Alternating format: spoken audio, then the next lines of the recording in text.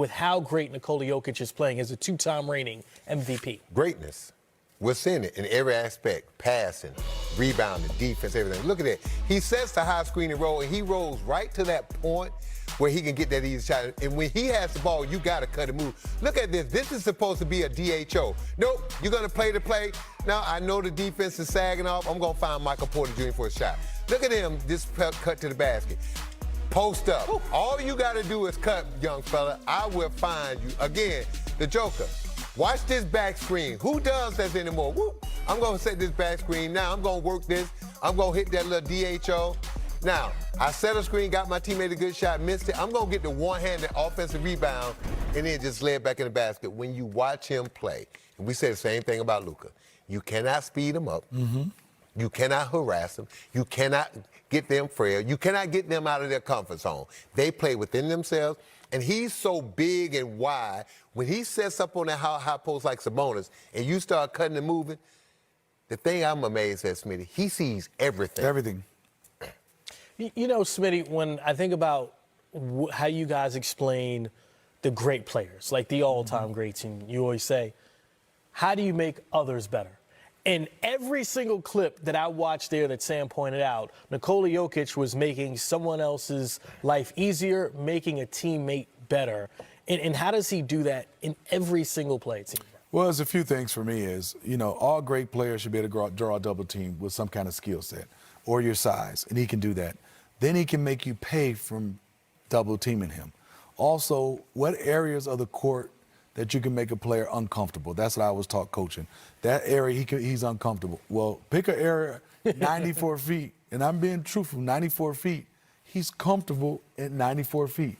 When a big can get it off and rebound and push it and comfortable in transition, he's comfortable behind the three-point line. He's comfortable at the elbow. He's comfortable without athleticism, Sam. If you front him, usually a guy that has girth and that can jump, that's the guy you want to lob over the teams in front. He's not jumping but this high, yep. Understands angles, and he can also, he doesn't pass to a spot. He passes you to a bucket. And then also he's a great teammate. And the one thing is I think people can't get over, he doesn't look like a superstar. That's the only thing. You know what I respect about him? When he got in shape, a lot of guys do that. They'll go get in shape, and then a year or 2 years later, they're back to where they were. Mm-hmm. He's gotten in shape. He stayed in shape. So that tells you he's putting the work in off the court. Because you know this, Smitty.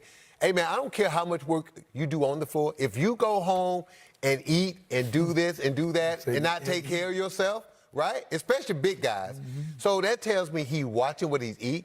His diet is important to him. And he's taking a page out of LeBron James' book. Hey, man, if I take care of my body's going to take care of me. And because he doesn't rely on athleticism, you think LeBron James playing a long time, at his position and his skill set, he can play until he's 45. Because think about it. What is he going to do athletically to where he's going to hurt himself? Mm-hmm. He don't jump or run fast enough or move quick enough to put himself in arm's way like that. Yeah, crazy thing you mentioned, all the things he did tonight. He hit 3 threes, right? As well. And that's not even mentioned. For a center to step out and hit 3 threes, normally that's like the big to-do. Hey, man, if somebody wants that MVP, they better go wrestle it away from it or just get more fatigue because he's going to get it this year right now. He's the leading candidate.